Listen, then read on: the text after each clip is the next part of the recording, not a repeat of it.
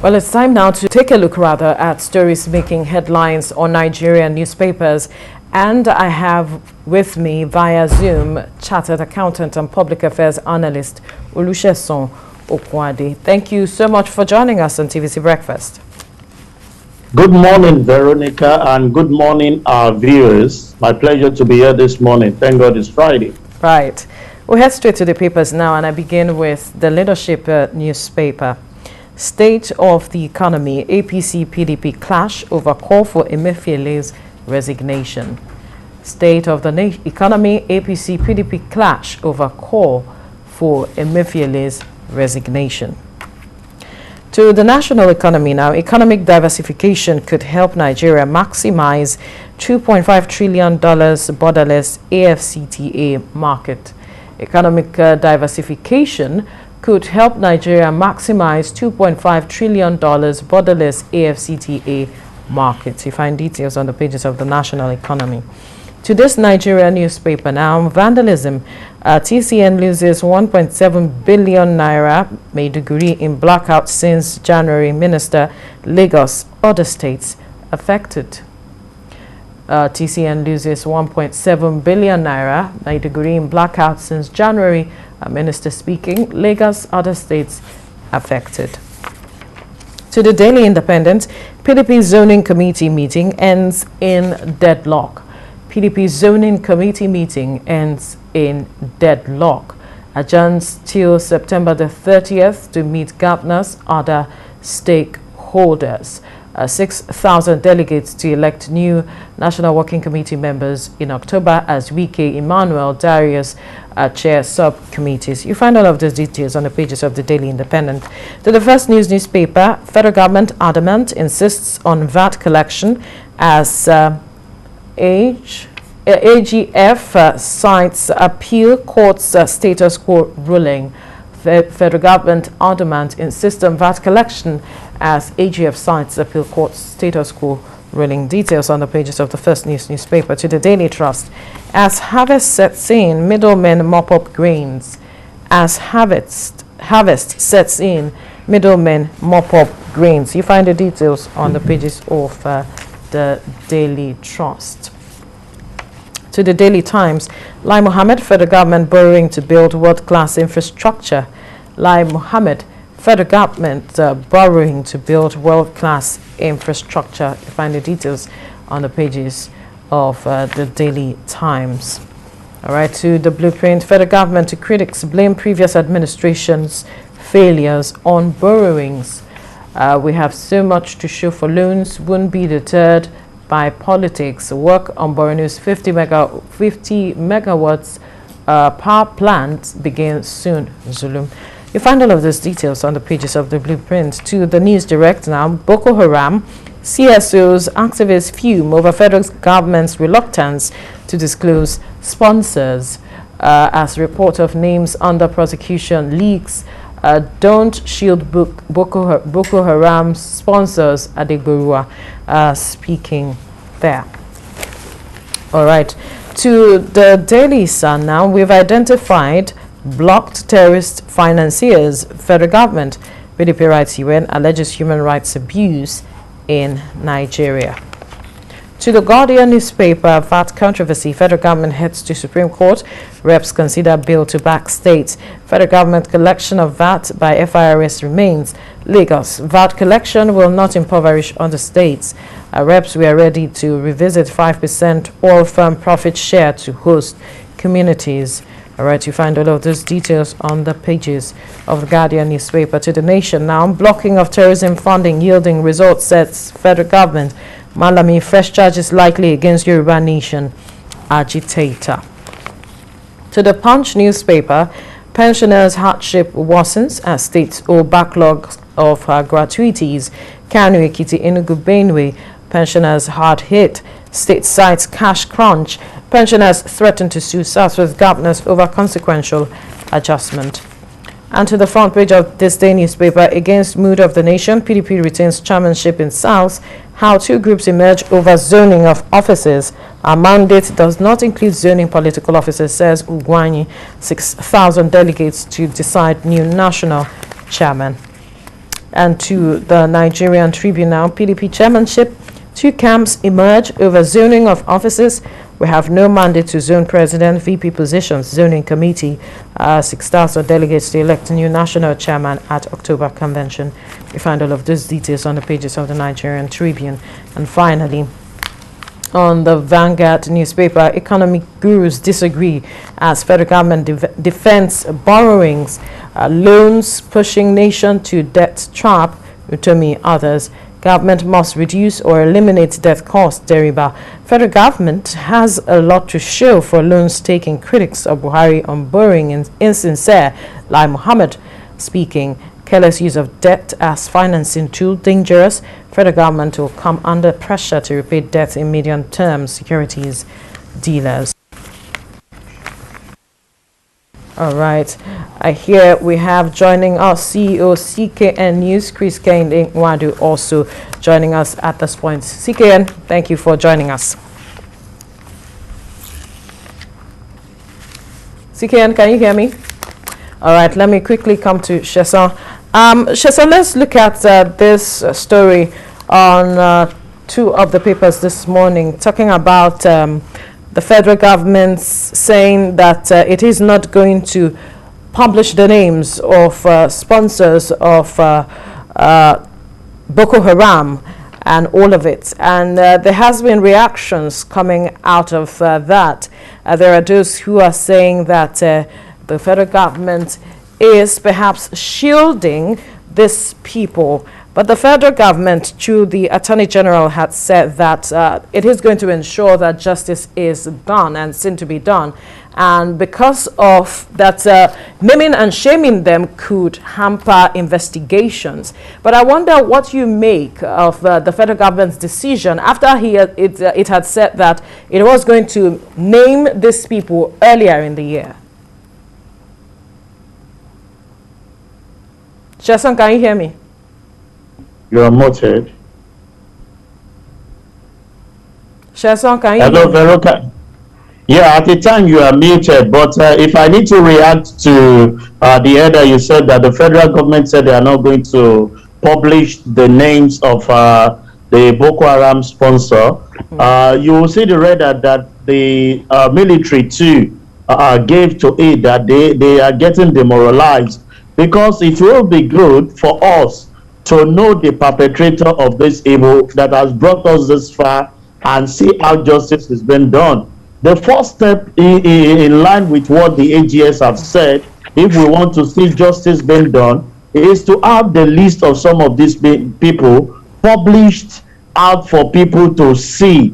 You see, that is first way of even dealing with some of these things. Like we understand and we have always been saying, that we want to believe that actual investigation has actually been carried out. But before even they start the prosecution, it will be fair on the part of the citizen and some of the people that have actually been displaced to know the people who are sponsoring the insecurity that we have experienced in the last 6-8 years. You and I know what the implications some of these things have actually cost us. Economically, we have gone down the drain. The food shortage we are having, the food scarcity, the people who are supposed to stay in their place of abode have been displaced, have been put at IDP. So it will be fair if the AGF is saying that they are going to treat this with all justice to make sure that their names are well published for everybody to see. Then prosecution can start, because we believe that they must have done justice to the investigation. Right. Let's speak with CKN. Let's know his position on this matter. CKN, through the eyes of the law, because the Attorney General of the Federation was saying that because of investigations, which is also a part of process of ensuring that justice is done, this is the reason why they are not going to name these persons. Will, in your view, naming these people hamper the process of investigations and eventually justice? Good morning, Vero. Good morning to our viewers. It's good to be here this Friday morning. To your question, yes, it is always good for us to have a thorough investigation on issues like this. I'm one of the school of thought that the way mannerism by which we go about our prosecution is always wrong, especially the Nigerian police. Nigerian police will arrest you and start looking for evidence to prosecute you. That is not what is obtainable across the globe, especially in the advanced world. Before you are arrested, thorough investigation must have been made so that once you are arrested, the evidences will be put before you and you'll be charged to court. A classical example is what happened to Hush Puppy. You know that the FBI and other relevant agencies have been, we are investigating Hush Puppy for close to 2 to 3 years. It is only when they are satisfied with their investigation that he was picked up in Dubai and was flown to the US, and immediately prosecution started. That is the way to go. But ours here, what do? You see police arresting people. After arresting them, the next thing they do is to parade them. And after parading, that is the last you hear of such cases, and the rest of them practically won't hear anything about it. There have been so many cases like that have just gone down the drain because the relevant agencies of government, especially the security agencies, were not to do what we call due diligence in their investigation. Now back to what the question you asked. Yes, it would be good for us to have a thorough investigation, make sure that whoever is being named or whoever is going to be prosecuted are those that are real suspects, are those that are suspects. At times we said in law that it is always good for about 99 accused persons to go free than one single person that is innocent to be put in to be prosecuted. Doing that as it may, but this is taking too long. Don't forget the AGF came out months back to say that yes, we have people that have been investigated. Some have been corroborated. They have been a part of this investigation that is going on. Not only him, the Minister of Information also came out months back to also state such. I don't know how many years it's going to take them. Look at what is happening in Dubai. Dubai, immediately they named those that they felt were sponsors of Boko Haram. Their names were published immediately, and some were immediately prosecuted.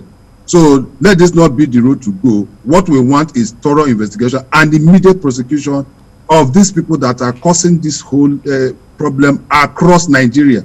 It's taking too long, and we cannot continue like that. The AGF, I remember at the meeting at the bill, I said that Nigerians would be shocked by the names.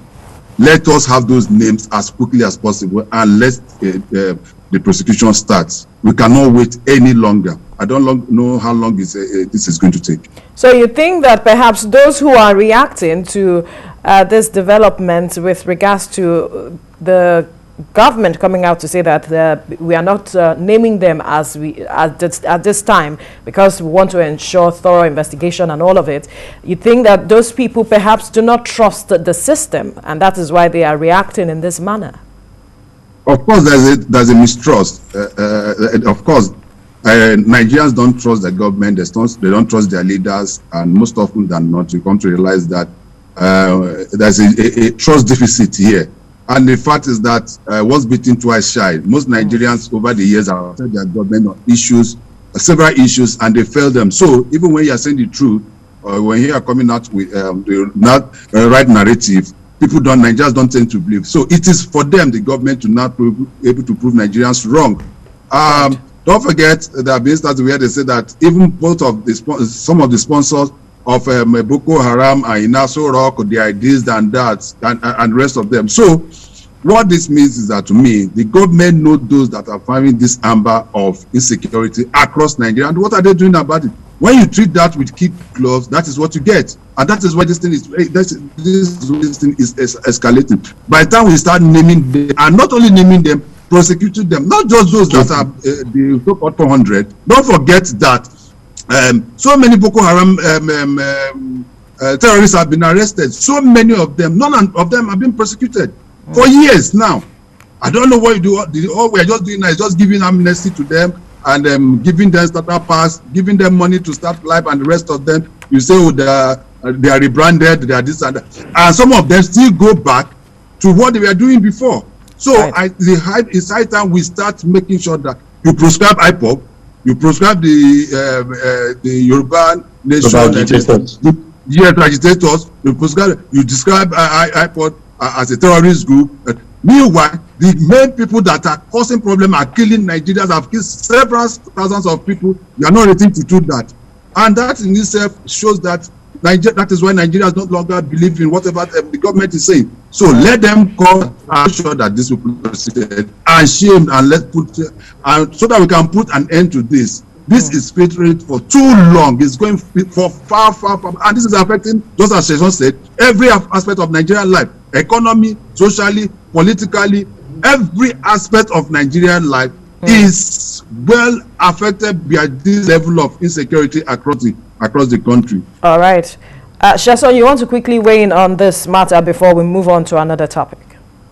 Yeah, Veronica, what I want to say to collaborate what CKN has said is the trust deficit on the part of the people and the leaders is getting wider day by day. And we have actually appealed to the government that something needs to be done, at least to reduce that gap. What are the areas that we feel we need to do?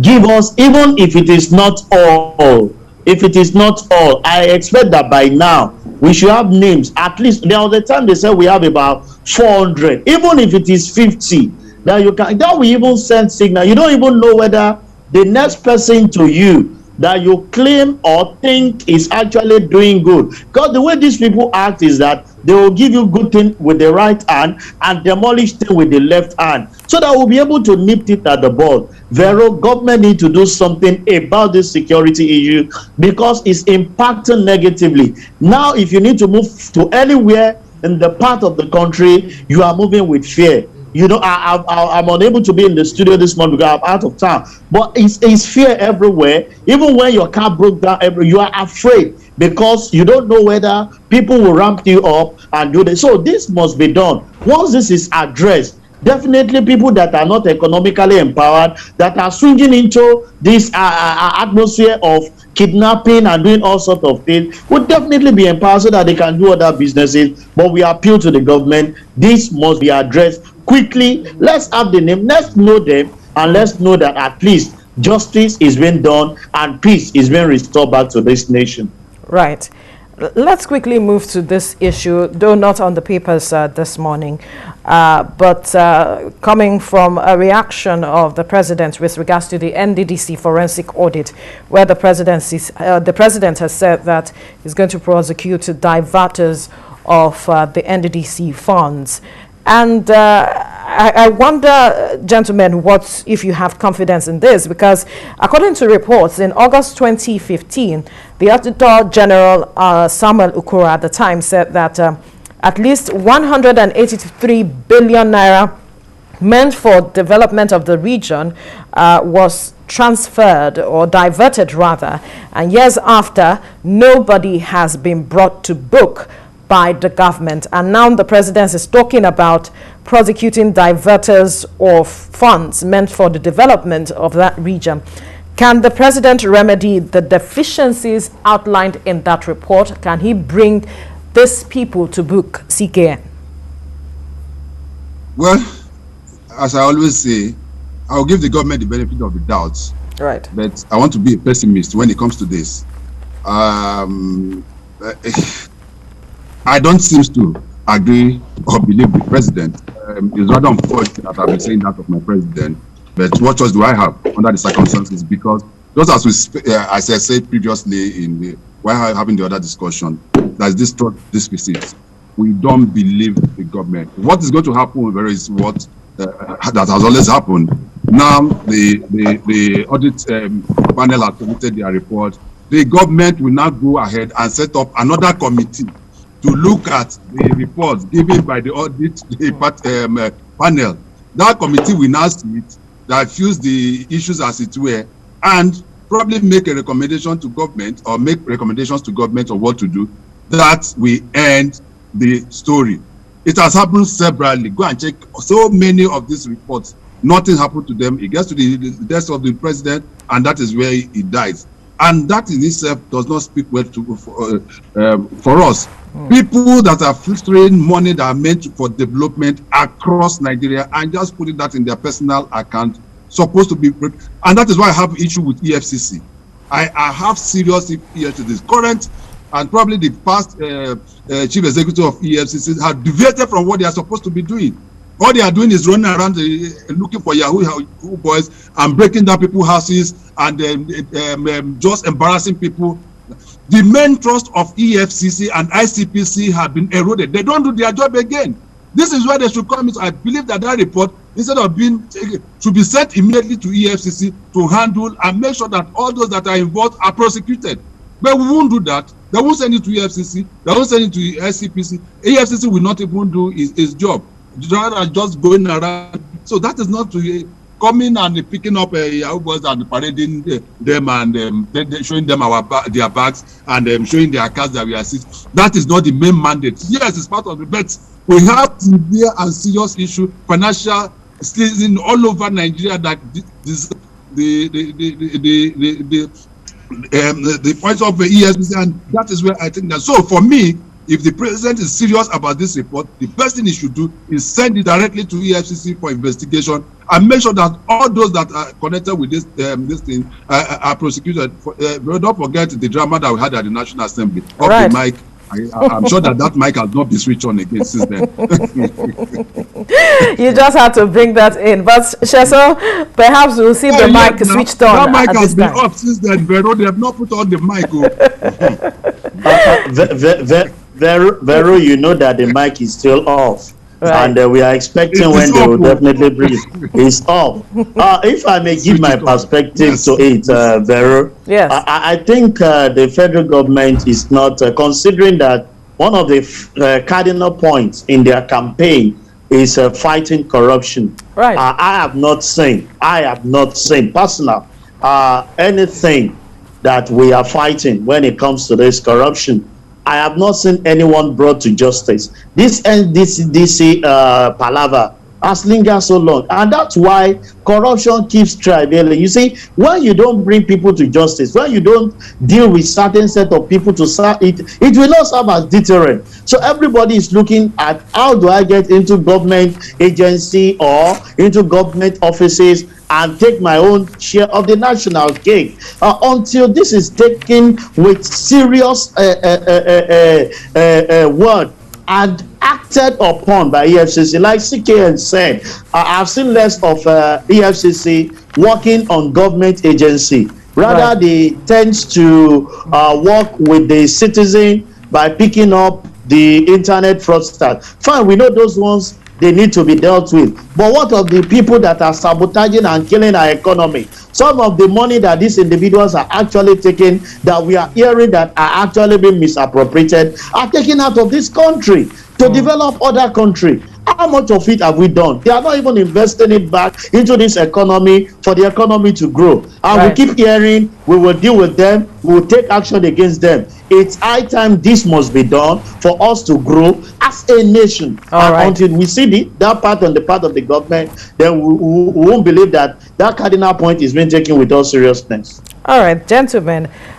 We have to leave the conversation here. Chartered Accountant and Public Affairs Analyst Sesan Okunade, as well as CEO CKN News, Kehinde Nwandu. Thank you so much for your time on the Newspaper Review.